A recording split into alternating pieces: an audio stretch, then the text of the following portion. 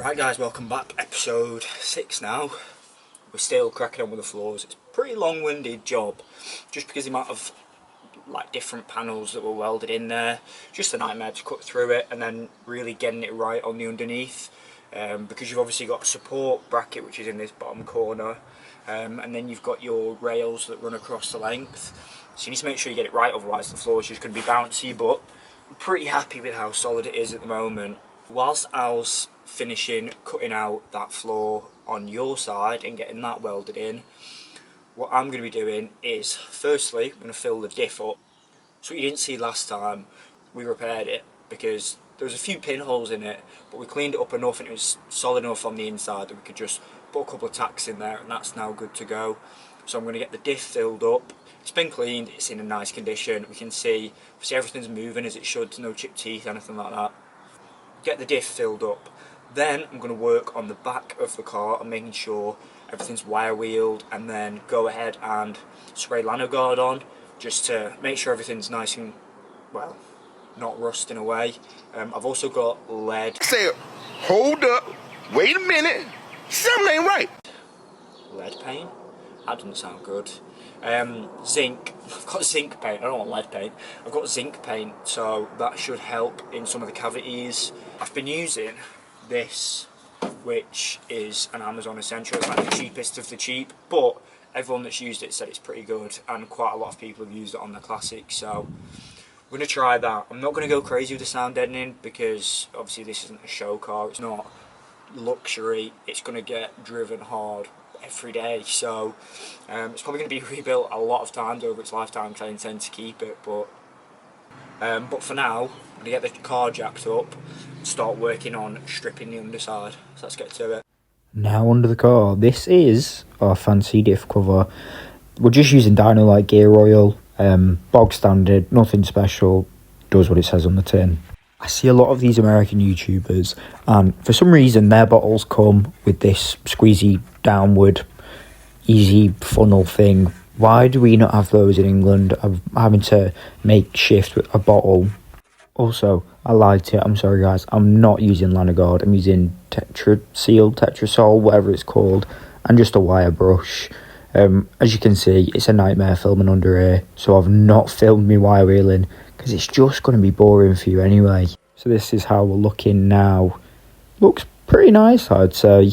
Cleaned it up quite well. There are a bit lumpy bits, and this is now, well, it almost looks new, but it's not. It's really not. So there are a few bits still we need to replace under here, but it's looking considerable amount better than it was. Just made sure to get in absolutely every nook and cranny with this stuff, just to avoid any problems going down the line. I was pretty happy with the state of the underside of the car. You can see Al's hard at work the welding up here, so I am staying out of his way. I'm not trying to underseal anything up this way. So whilst he's doing that, let's crack on with the rear brakes. I've actually already rebuilt these rear brakes, but I've got new wheel cylinders with the nightmare locking tab that you see here, which I hate. We're going to get our special caliper tool, and we're just going to give it a quick love tap once we've taken those two screws out of there, just to loosen it off. And then our super specific prying tool, a screwdriver, and then just work your way around it. If you're having to properly pry this thing off, chances are there's either a massive groove worked into these drums and they need replacing, or you've installed them wrong. Now the drums are off, we can have a look inside. The shoes are actually in fairly good nick. We can just reuse those, there's no wear. But the cylinders, no bueno. They are a bit crusty, a bit grim, so we'll get those replaced. I'm also just checking these drums just to make sure there's not a big groove in there. It's a little bit of a groove, but not enough that it's unusable. Next thing you want to do is to compress these springs and just rotate the tabs so they pop off. That'll give you enough movement to sort of get in there and move stuff about. Useful tip, if you didn't know, there is an adjuster screw at the back here, which it might go clockwise, it might go uncle-clockwise. Your guess is as good as mine. This adjuster will bring the shoes in ever so slightly and allow you to move them around. So this is the old cylinder that I've taken off the other side.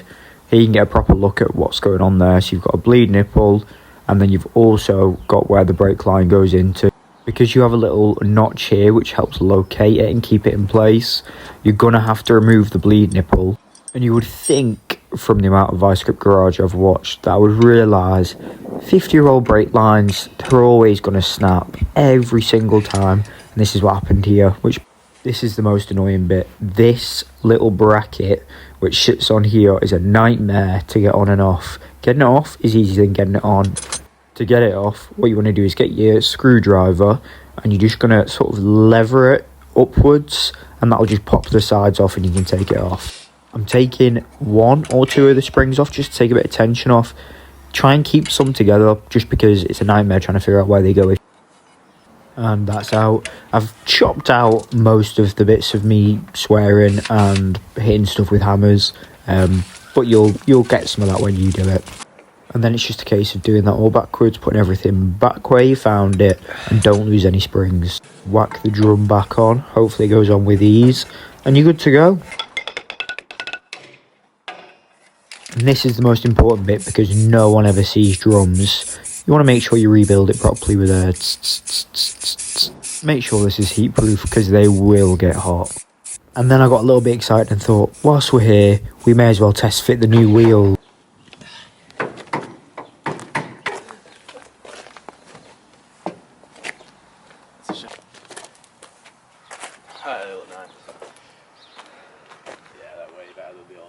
They are on it. I think they might rub though. Yeah, they're definitely going to rub. Now, due to my poor decisions, that means we may have to roll the arches ever so slightly.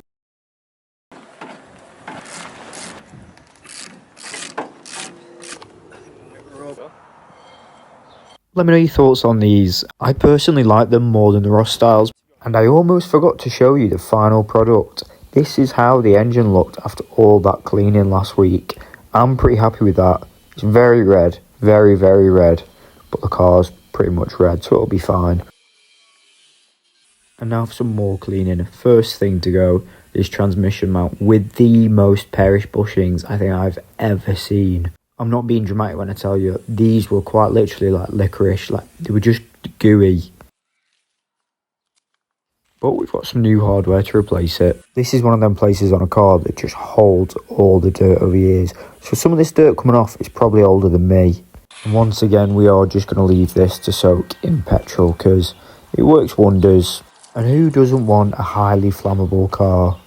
Speaking of highly flammable car, I'm going to show you how I got this to look like this. Muy bonito. Right, so just scrubbing it with a brush. Doesn't do anything. This stuff is old and sticky. I think you can guess what we're going to use here. That's right, fire juice, bit of petrol, rub that in, and you can already see it's just taking so much more off.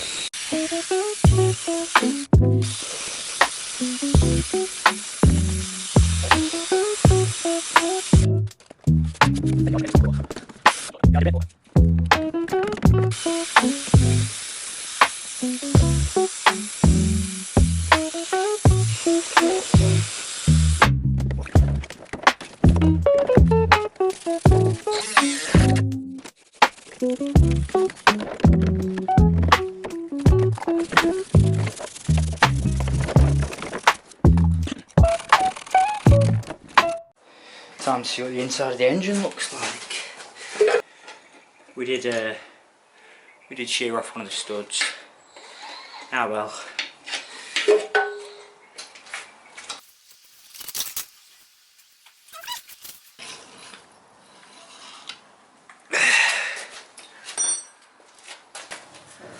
Let's have a look.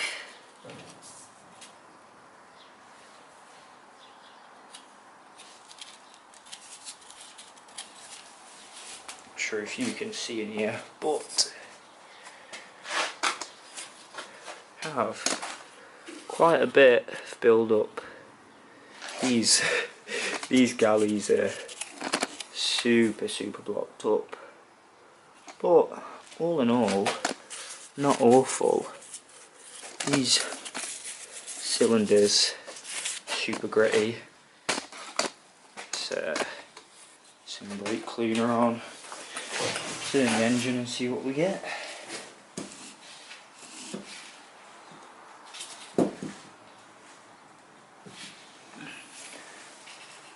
It's a big old ridge at the top of each of these, to be honest. Let's see. Not awful. You know, some rust on the top of that one. It's definitely been running very rich at some point.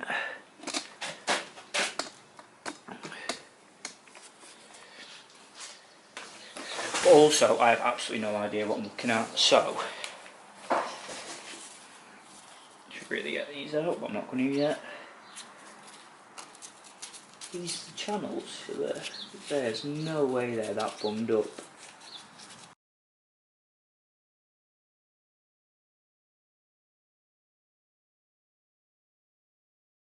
No markings on the top that I can see, which means this hasn't been poured out. I think these are the original pistons. Let's turn it over a bit more and just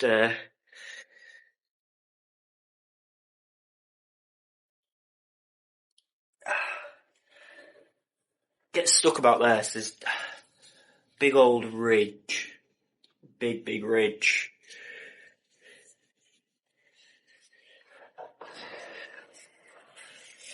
But cylinder walls are looking like, I mean, it doesn't really matter because we'll probably get this poured out, but there is still cross hatching on there, which is good. They're fairly straight. It's a little bit wonky.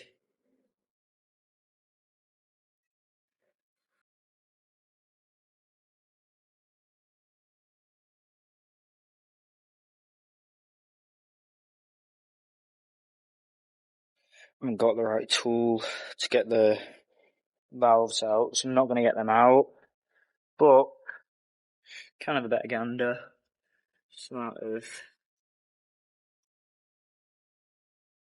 It's just so much carbon build up.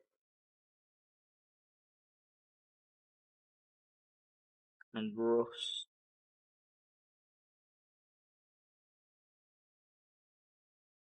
Whilst I've been jumping between jobs like a headless chicken, this is what Al's been getting done.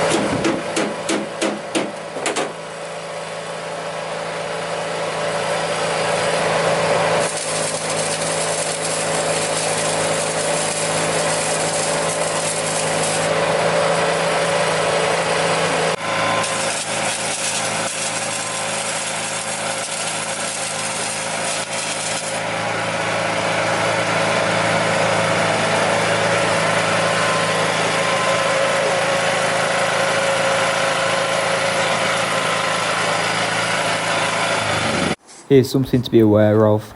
If you buy heritage panels, they come with these holes mounted. I did not on my left hand side, which means we now have to weld nuts in these, which we should have done before.